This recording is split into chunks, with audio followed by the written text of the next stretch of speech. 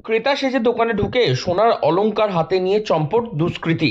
শ্রীরামপুর থানায় অভিযোগ দায়ের করেন ঘটনার পর দোকানের মালিক। পুলিশের তরফ থেকে সিসিটিভি ফুটেজ খতিয়ে দেখে অভিযুক্তদের খোঁজ চালানো হচ্ছে। এমনই ঘটনায় শোরগোল পড়ে গিয়েছে হুগলির শ্রীরামপুরে।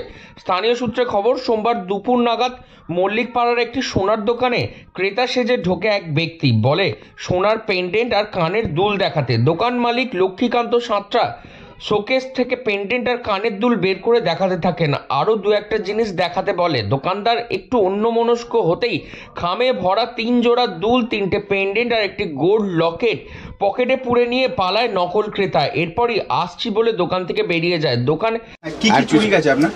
3 জোড়া কানের বেলকুড়ি, 4টি পেন্ডেন্ট লকেট আর একটি গোল্ড লকেট। কি হয়েছিল ঘটনাটা?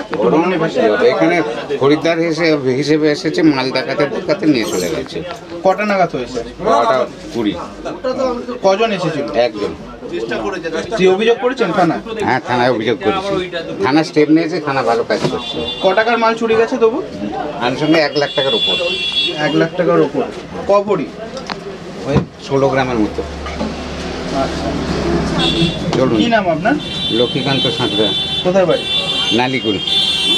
দোকানে থাকা সোনার মালিক তিনি দেখেন যে তার দোকানের গহনা উধাও। পরক্ষণেই তিনি বুঝতে পারেন ক্রেতা সেজে গহনা চুরি করে পালিয়েছে ওই দুষ্কৃতী। এরপরই দোকান মালিক লক্ষ্মীকান্ত সাঁতরা শ্রীরামপুর থানায় লিখিত অভিযোগ দায়ের করেন।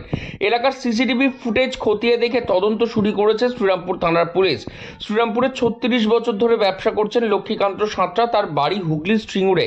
তিনি জানান প্রায় লক্ষাধিক টাকার গহনা খোয়া গিয়েছে তার দোকান থেকে। এই ঘটনায় স্থানীয় স্বর্ণ ব্যবসায়ীরাও তারাও দুশ্চিন্তার মধ্যে রয়েছেন। উল্লেখ্যভাবে গত 22 নভেম্বর শ্রীরামপুর কুমিরজোলা রোডের একটি সোনা গলাইয়ের দোকানে নকল আয়কর অফিসার সেজে 4 জন হানা দেয়। 2.5 লাখ টাকার সোনা নিয়ে চম্পট দেয় তারা সেখান থেকে। সেই ঘটনার 48 ঘন্টার মধ্যেই সিসিটিভি ফুটেজ দেখে গাড়ি চিহ্নিত করে 4 নকল আয়কর অফিসারকে গ্রেফতার করে পুলিশ। এবারে দেখার আর কতদিনের মধ্যে ধরা পড়বে এই হাত সাফাই করা সোনার দোকানের চোর। উনি সেটা বুঝতে পারেনি, মানে একটা অন্য মাল দিয়ে আর একটা মাল নিয়ে চলে গেছে। তারপর যখন উনি র্যাকের ড্রয়ারের মধ্যে রেখেছিল, ড্রয়ারের মধ্যে রাখার পর উনি একটু অন্যমনস্ক হওয়াতে ওরা সেই ড্রয়ার থেকে খামটা তুলে নেয়, অরিজিনাল মালটা। নেওয়ার পর বলছে আমরা আসছি। উনি তখন অতটা খেয়াল করেনি।